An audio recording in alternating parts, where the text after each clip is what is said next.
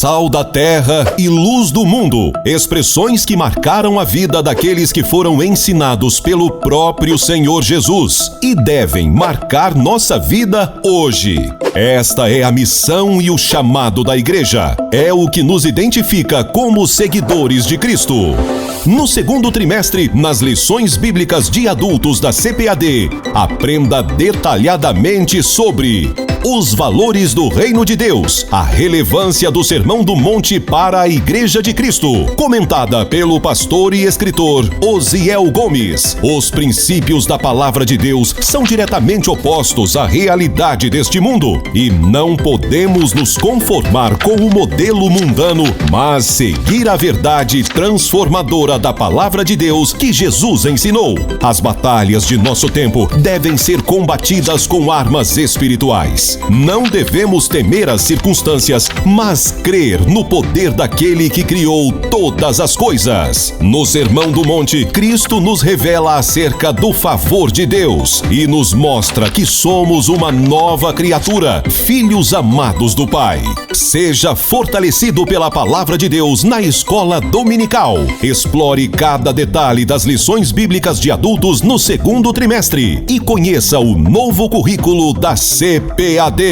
com novos recursos, mas mantendo sua identidade de sólida unidade doutrinária. Plano de aula, auxílios teológicos e de educação cristã, comentários, revisão de conteúdos e muito mais. Amplie seu conhecimento e entenda a importância dos valores do Reino de Deus em sua vida. Lições Bíblicas, um produto com a qualidade CPAD. Adquira hoje mesmo seu exemplar. Visite uma de nossas lojas. À venda também nas livrarias evangélicas em todo o Brasil. Ou acesse www.cpad.com.br.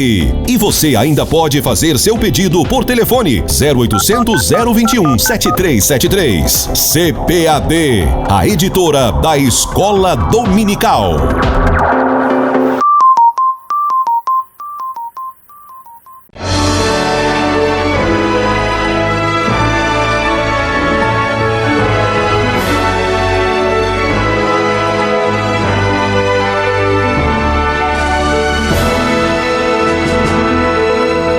Subsídios.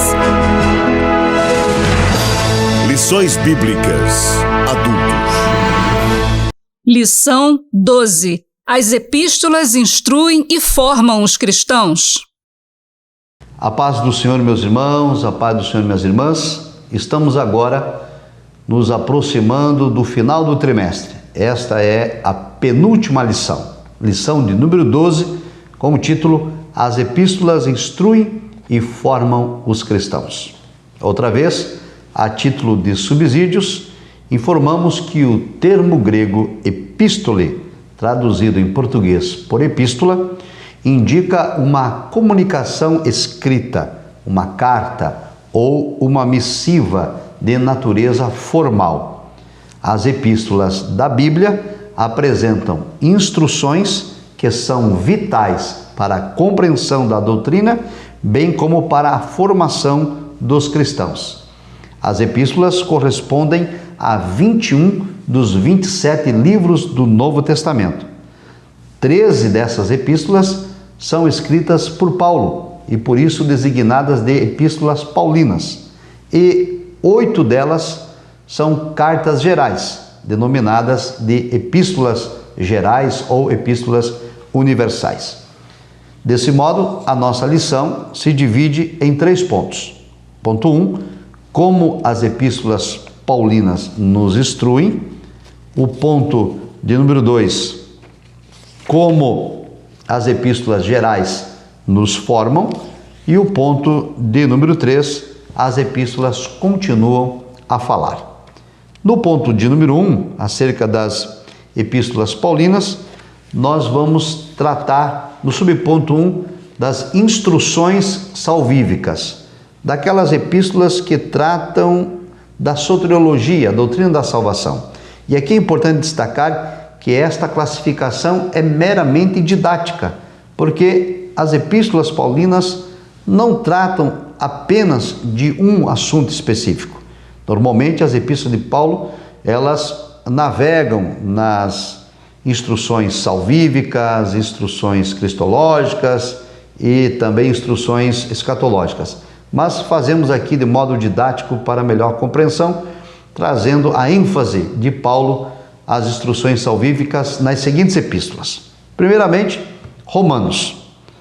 Em Romanos, destaca-se o texto de Romanos 1,17.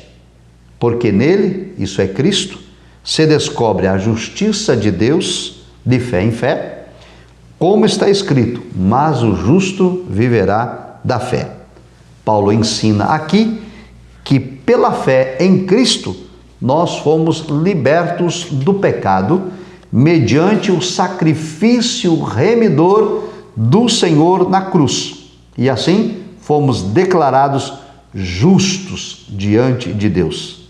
A sentença paulina, o justo viverá pela fé, remonta às palavras do profeta Abacuque, Abacuque 2, verso 4, e aparece também em Gálatas, capítulo 3, verso 11, e ainda em Hebreus 10, 38, o que faz dessa declaração um preceito antigo, mas que se cumpre cabalmente na nova aliança.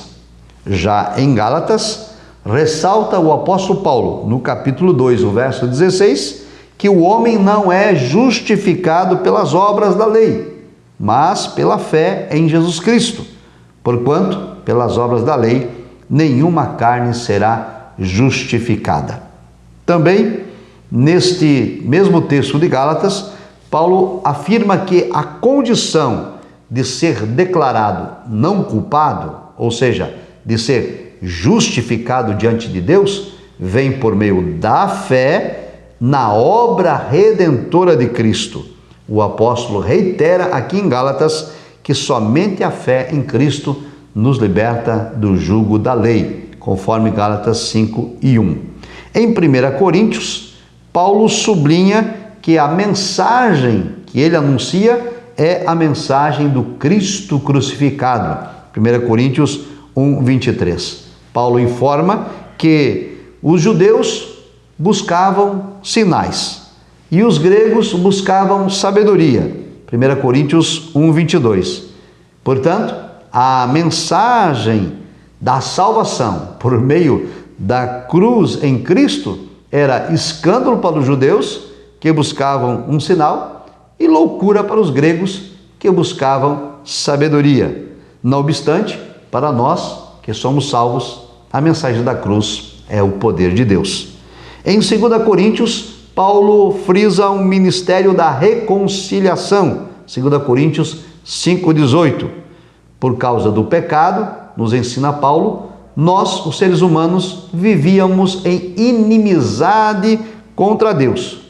No entanto, Deus estava disposto a perdoar os nossos pecados e as nossas ofensas, e para isso enviou um mediador, Cristo Jesus, que levou os nossos pecados na cruz e nos reconciliou com Deus. Assim, de modo bem amplo, estas epístolas enfatizam a doutrina da salvação, trazem instruções salvíficas, como a doutrina da justificação, da qual nós somos considerados inocentes ou absolvidos da culpa por conta do sacrifício de Cristo por nós na cruz. E esta ênfase está nas epístolas aos Romanos, também aos Gálatas, 1 Coríntios e 2 Coríntios. Como disse, essa é uma divisão meramente didática. Vamos ao subponto 2 com as instruções a respeito de Cristo, ou instruções cristológicas. Nesse enfoque, o destaque é para a obra e pessoa de Cristo Jesus. Começamos tratando de Efésios. Em Efésios se observa dois polos que orbitam entre si, Cristo e a Igreja. Ambos são representados pela imagem simétrica de Cristo, a cabeça, e a Igreja, o corpo.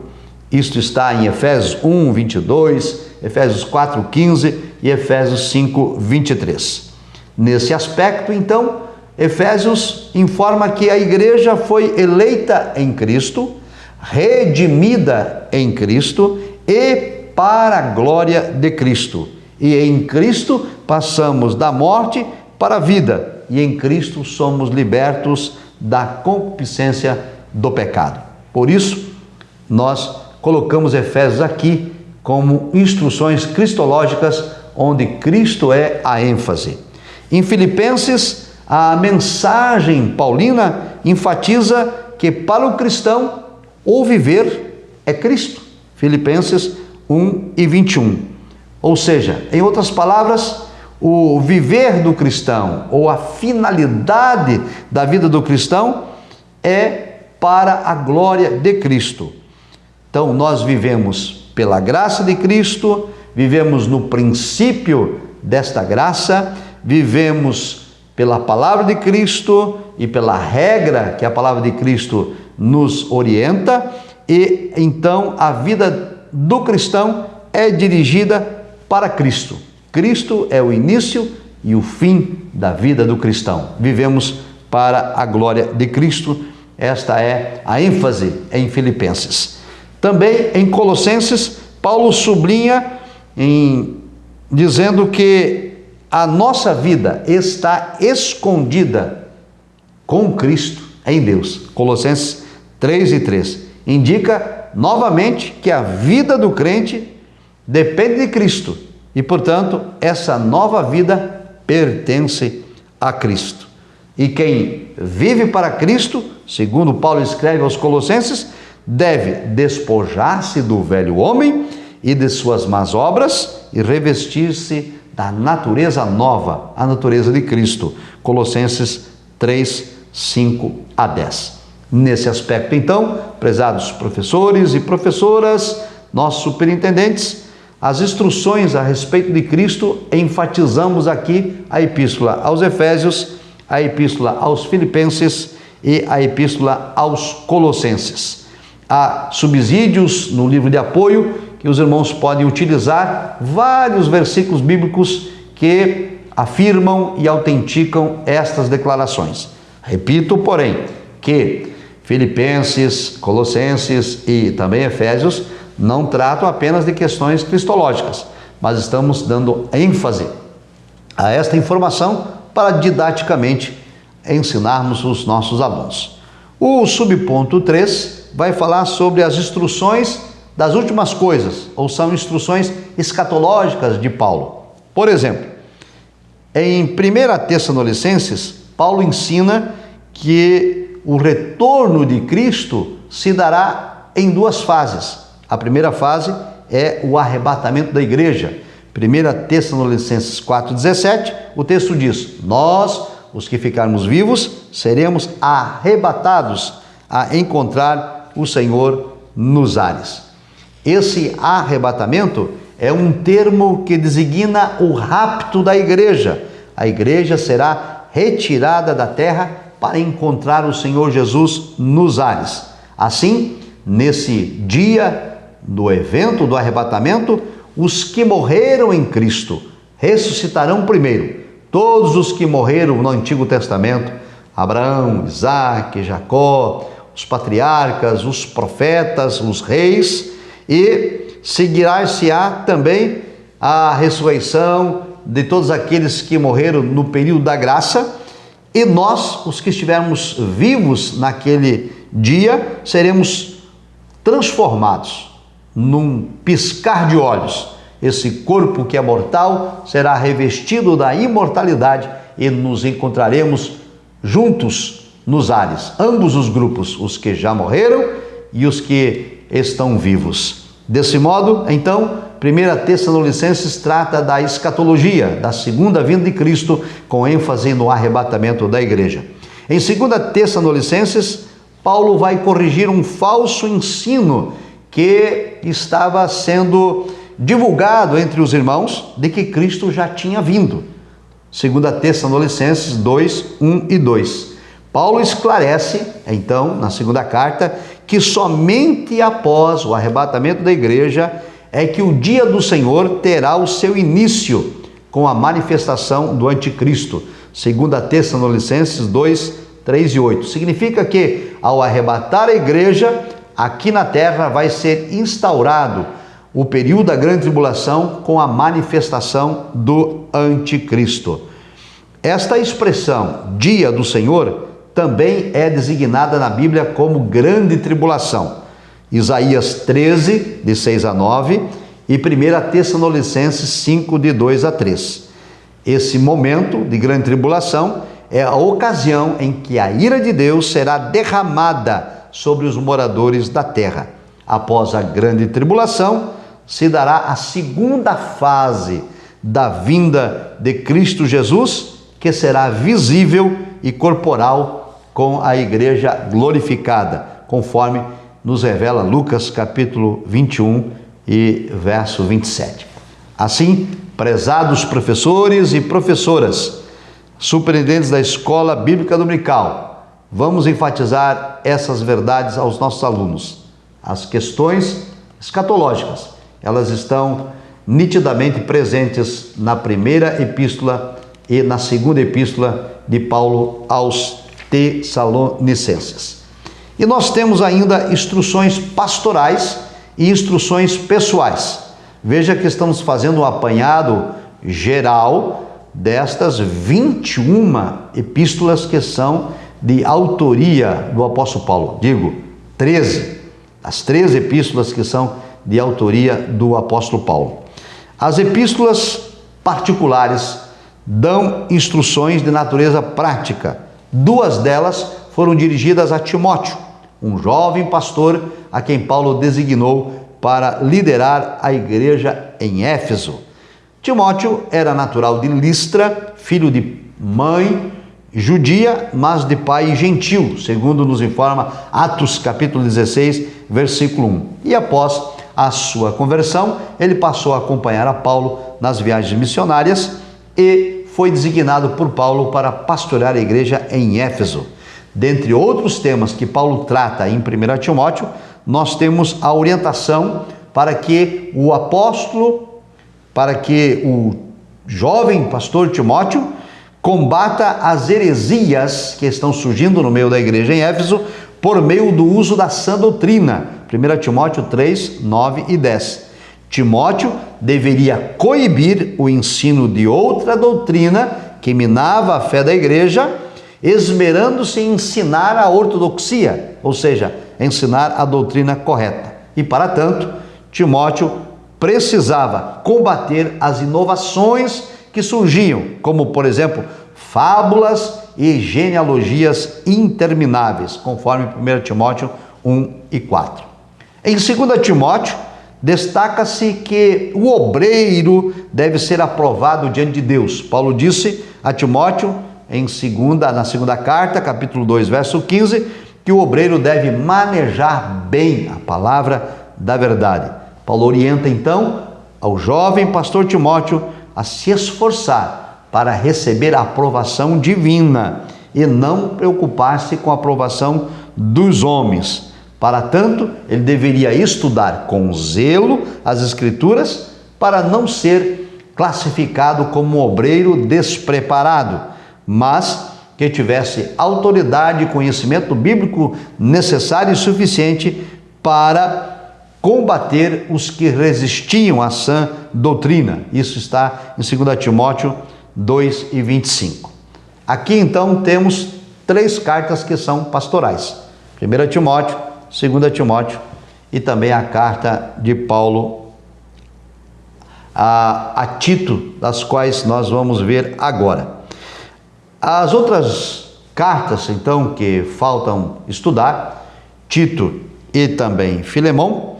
Acerca de Tito, a informação que temos é de que ele era um grego convertido. Gálatas 2 e 3, tornou-se cooperador de Paulo e foi comissionado pelo apóstolo a pastorear a igreja em Creta.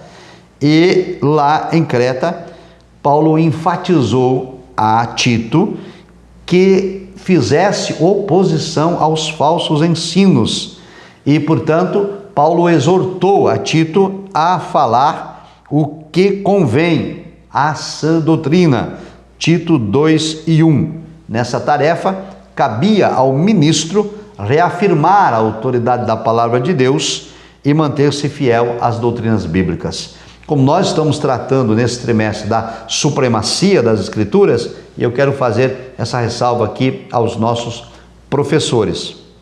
Então, por exemplo, tanto a primeira quanto a segunda carta de Paulo a Timóteo e a carta de Paulo a Tito são chamadas cartas pastorais. E ambas as cartas, Paulo, o apóstolo dos gentios, exortou aos líderes a combaterem as heresias, a combaterem os falsos ensinos, a combaterem as inovações. E de que maneira? Pregando a palavra, pregando a sã doutrina, ensinando a verdade revelada e trazendo para a igreja a supremacia da palavra revelada por Deus. E esta também deve ser a nossa conduta em dias atuais, para se combater erros, heresias, fábulas, inovações e tantas ideologias. Não há outro caminho a não ser o ensino da palavra de Deus, a inspirada, inerrante e infalível Escritura divinamente revelada para a humanidade. Vamos agora ver a outra carta que ficou faltando, que é a carta pessoal a Filemon. A mensagem presente nessa carta é o perdão. O destinatário principal é Filemon, que pastoreava uma igreja que funcionava na sua própria casa. O assunto gira em torno de Onésimo, um escravo fujão que se converteu ao evangelho junto da prisão onde Paulo estava. Então Paulo escreve uma carta para Filemon para que o transgressor seja perdoado e não seja mais recebido como servo, mas recebido como irmão amado. Aqui, portanto, uma ênfase ao perdão e ao amor. Assim, estão então subdivididas as 13 epístolas do apóstolo Paulo em nossa tentativa didática de formatar as epístolas paulinas. Instruções da salvação em Romanos, também em Gálatas, em 1ª e 2ª Coríntios. Instruções a respeito de Cristo em Éfeso, em Filipenses e em Colossenses. E instruções sobre as últimas coisas em 1ª Tessalonicenses e 2ª Tessalonicenses. E as cartas pastorais e pessoais em Éfeso, aliás, a 1ª Timóteo, 2ª Timóteo, Tito, Filemon. Estas são então as cartas paulinas que tratam dessas instruções. Esqueci também de citar aqui Gálatas como instrução salvífica, que combate também as obras da lei como salvação e enfatizam a fé necessária para a salvação. Vamos ao segundo ponto. Como as epístolas gerais nos formam?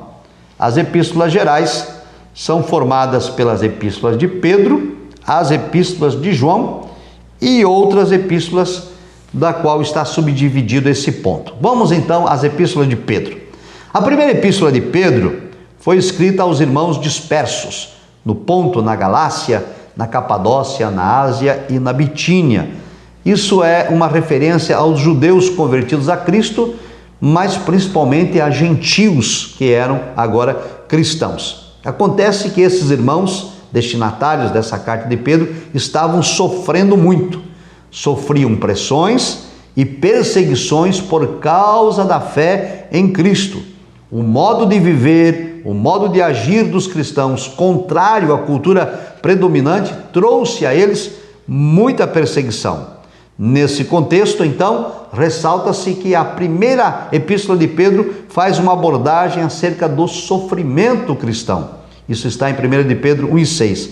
Desse modo, o apóstolo Paulo vai ensinar, aliás, o apóstolo Pedro vai ensinar que as provações fortalecem a fé e afirma que a fé do autêntico cristão é testada no fogo das adversidades. 1 de Pedro 1,7. E aqui cabe fazer uma ressalva. Precisamos, prezados professores e professoras, e superintendentes enfatizar isso aos nossos alunos. Todo aquele que desejar viver piamente padecerá perseguição. Nós vivemos também um tempo de desconstrução da fé, de ataques, nem sempre tão subliminares não. Às vezes os ataques são frontais. E o apóstolo Pedro escreveu aos seus destinatários, e a mensagem atual também para nós. Precisamos preservar a nossa fé e perseverar em servir ao Senhor, porque a prova da nossa fé é testada na adversidade, assim como o fogo, e nós não vamos esmorecer. Vamos continuar vivendo na contramão da cultura que tenta nos impor um comportamento não cristão. Mas em nome de Jesus Cristo, manteremos a nossa comunhão com o Senhor, a nossa comunhão com Ele, pregando a palavra. Doa quem doer, custe o que custar, aceite quem quiser, rejeite quem também desejar, mas o nosso compromisso é inegociável com a autoridade da palavra de Deus. Voltando então à lição, nós temos a segunda epístola de Pedro, que foi destinada aos mesmos leitores da primeira carta, mas que também foi extensiva a um grupo maior de cristãos. Na ocasião em que a segunda carta de Pedro foi escrita, um quadro muito desolador estava sobre a igreja. Havia uma perseguição crescente. Nero era o imperador de Roma e ele promovia uma violenta perseguição contra a igreja.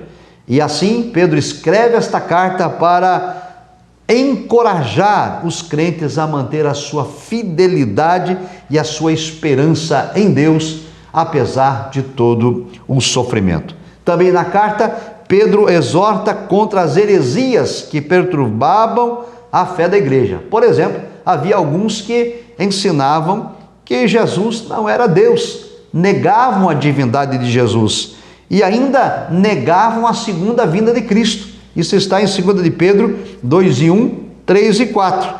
Pedro, então, exorta a igreja a continuar firme na fé recebida e a tomarem cuidado e terem discernimento para não serem enganados. Até o dia de hoje, Satanás continua a trabalhar, tentando desconstruir a nossa fé e a nossa esperança do retorno de Cristo e da divindade do nosso Messias. Mas nós vamos perseverar firmes na palavra e na autoridade daquilo que nos foi revelado por Deus nas suas santas escrituras. Nós temos também as epístolas de João, que são também epístolas gerais. A primeira epístola de João adverte sobre um falso ensino que negava a encarnação de Jesus e também uma heresia gnóstica que estava presente no seio da igreja. Os hereges ensinavam que Cristo só tinha aparência de ser humano, e essa heresia é chamada de docetismo, porque vem do grego dokel, que quer dizer aparente, né? Em português é docel, que quer dizer aparente. Então aí vem a heresia docetismo, que ensinavam que Jesus não veio em carne. Já o gnosticismo ensinava que a salvação era uma experiência de revelação esotérica, ou seja, era um conhecimento especial revelado somente para um grupo seleto de pessoas, era um conhecimento secreto chamado de gnoses.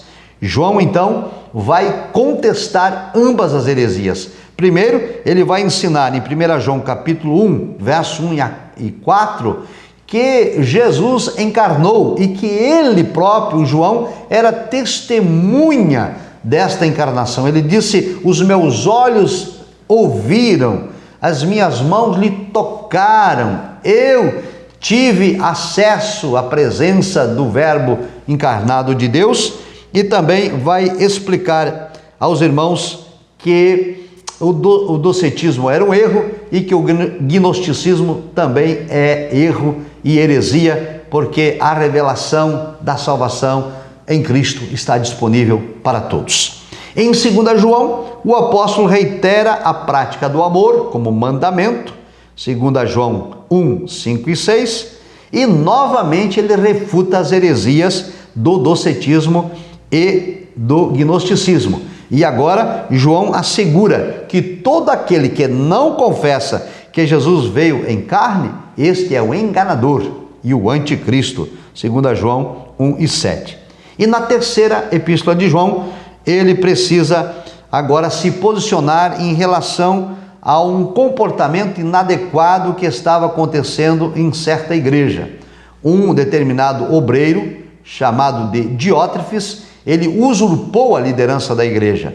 E João escreve para elogiar ao presbítero Gaio e ao presbítero Demétrio, que tem fidelidade, que tem integridade, que tem idoneidade, que são pessoas que andam na verdade, e para confrontar Demétrio, que usurpara a liderança e que se comportava de maneira inadequada. Então, o apóstolo, nesta carta, aprova o comportamento de Gaio e Demétrio e desaprova o comportamento de Diótrefes, que causa escândalo, que despreza os líderes, que é maledicente e que até mesmo despreza a autoridade apostólica de João.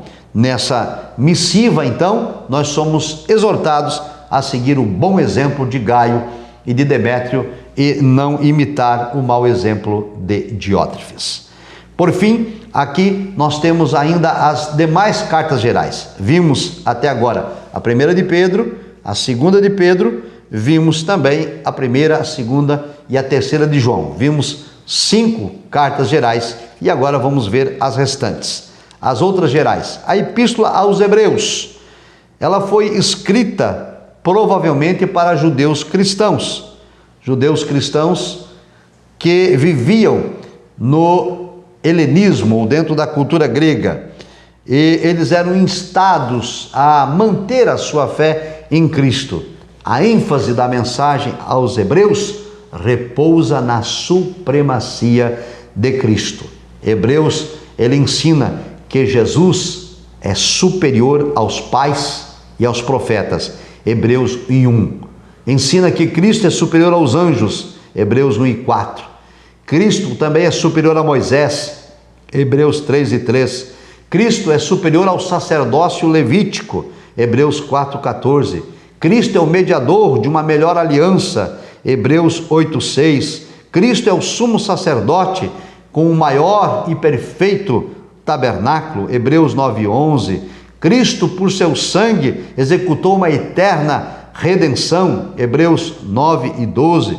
Desse modo, em Hebreus, o crente é estimulado a olhar para Cristo, autor e consumador de nossa fé. Hebreus 12, verso 2. Já temos a outra epístola, Tiago, que foi destinada a judeus cristãos que tinham deixado a Palestina. O autor é o meio-irmão de Jesus, Tiago, filho de José e Maria, e os seus leitores também estavam enfrentando uma pressão muito forte acerca de seus valores e de suas crenças.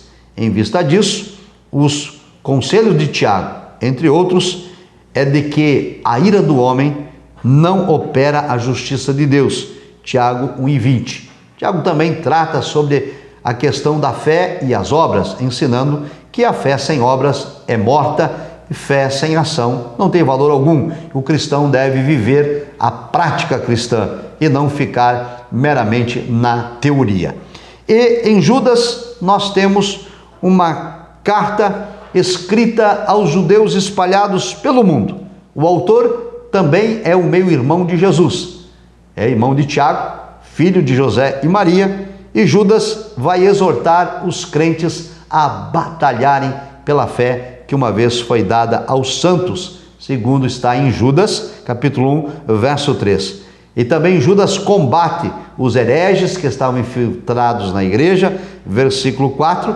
Esses hereges, eles faziam uso da liberdade cristã para não cumprirem regras morais, eram insubmissos, desprezavam o mundo espiritual e viviam em licenciosidade.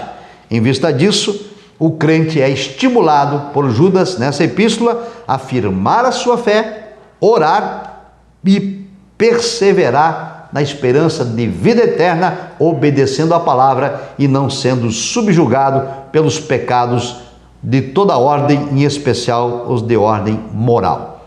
Assim, prezado professor e professora, superintendentes, as epístolas gerais nos dão informações e formam a nossa conduta enquanto cristãos. 1 de Pedro e 2 de Pedro nos exortam a perseverar no sofrimento. A 1ª e a 2ª de João nos exortam a combater as heresias. A 3ª de João nos exorta a uma vida de amor, de perdão e reconciliação. Aos Hebreus nos exorta a olhar sempre para Jesus Cristo. Tiago nos exorta a termos uma fé que possa ser evidenciada pelas obras e sempre confiar que a justiça de Deus é maior que a justiça humana, e Judas nos exorta a batalhar pela fé que uma vez nos foi outorgada por Cristo Jesus. Por fim, vamos então ao ponto 3. As epístolas continuam a falar. E aqui enfatizamos 3 doutrinas: a doutrina da justificação, a doutrina da santificação e a doutrina da glorificação. A doutrina da justificação pela fé, é preciso destacar isso para os alunos, e eu quero agora me dirigir diretamente aos professores e professoras. A doutrina da justificação pela fé ensina que o pecador é absolvido, ele é justificado da punição da qual ele merecia. Então, justificação é quando Deus me absolve daquilo que eu merecia. O que eu merecia? Merecia condenação e morte, mas ele me absolve, ele me inocenta, ele isenta-me da culpa. E esta é a doutrina da justificação. E essa isenção de culpa e esta não condenação é recebida unicamente por meio da fé na graça divina. Isso está em Romanos 5, 1 e 2.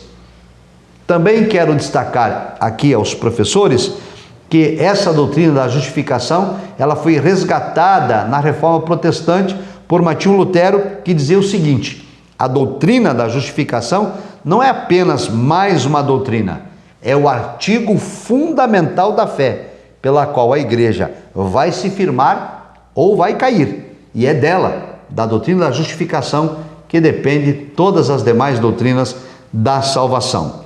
Assim, a nossa declaração de fé das Assembleias de Deus também explica que a justificação é um ato da graça de Deus, o supremo juiz, pelo qual a justiça de Cristo é imputada a todo aquele que crê em Jesus, sendo assim declarado justo, segundo está em Romanos 3, 24 e 28. Portanto, a doutrina da justificação é importante deixar claro para os nossos alunos. Eu e você, cada um de nós, estávamos condenados à morte eterna.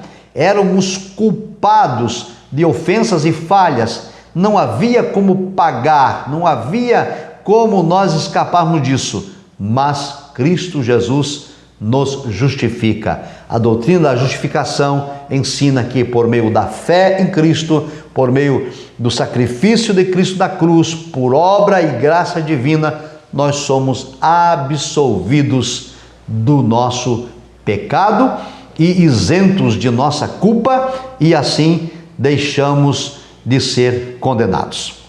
Vamos ao subponto 2, a doutrina da justificação. Santificação. Vamos à doutrina da santificação. Santificação é uma expressão retirada do hebraico kadosh e do grego agios. Ambos significam ser santo ou ser puro, ser separado para Deus. Nesse aspecto, a doutrina da santificação implica em uma vida separada, uma vida afastada do pecado e dedicada exclusivamente para Deus. A Bíblia Sagrada ensina que Deus é santo e que, portanto, nós devemos ser santos, porque aquele que nos chamou é santo e assim nós também devemos ser santos em toda a nossa maneira de viver.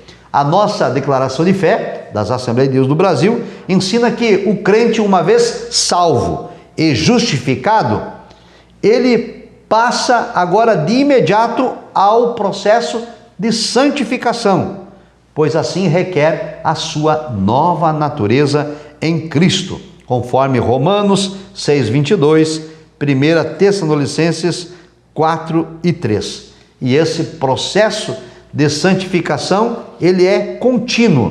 Ele começa lá na regeneração, quando eu aceito a Cristo como Salvador e recebo o Espírito Santo, sou justificado, absolvido das minhas culpas e da condenação eterna, e a partir daí eu passo a ter uma vida nova, uma vida transformada, e começo agora a me afastar cada vez mais do pecado e me aproximar cada vez mais de Deus. Por fim, nós temos a doutrina da glorificação. A Escritura diz, em Romanos 8:17, se é certo que com ele padecemos, isto é, Cristo, também para com ele sejamos glorificados. Isso significa dizer que nós iremos gozar de uma herança futura, vamos desfrutar de um relacionamento íntimo com Cristo por toda a eternidade. Mas para tal, é preciso desfrutar dessa comunhão aqui e agora, por meio da regeneração e da santificação. Mas nós temos uma promessa de Cristo de que um dia nós também seremos com Ele glorificados. Isso significa dizer que o cristão, justificado pela fé, santificado pelo Espírito Santo, ao sofrer qualquer adversidade, sofrimento, perseguição ou angústia por causa do nome de Cristo, suportar injustiça por causa da sua crença nos valores revelados na palavra de Deus, está hoje experimentando o sofrimento de Cristo para poder, no dia de amanhã, compartilhar da sua glória na eternidade. É isso que disse Romanos 8:17. Se padecemos com Cristo, também com ele seremos glorificados. Desse modo, a doutrina da glorificação é a última etapa da nossa salvação e de nossa vida cristã. E o que é a glorificação? Trata-se de uma promessa de futura transformação de nosso corpo mortal em corpo glorioso. E isso se dará por ocasião da vinda do Senhor Jesus. Esse novo corpo, ele será eterno, imortal e imperecível. Como disse o apóstolo Paulo, é necessário que o que é corruptível se revista da incorruptibilidade e o que é mortal se revista da imortalidade. Isso vai acontecer naquele grande e derradeiro dia, quando Cristo Jesus vier buscar o seu povo por meio do arrebatamento da igreja. Estas verdades das epístolas que nos instruem e nos formam precisam ser ensinadas à igreja do Senhor Jesus, aguardando a vinda do nosso Salvador para um dia nos levar e estar com Ele por toda a eternidade. Deus vos abençoe. A paz do Senhor.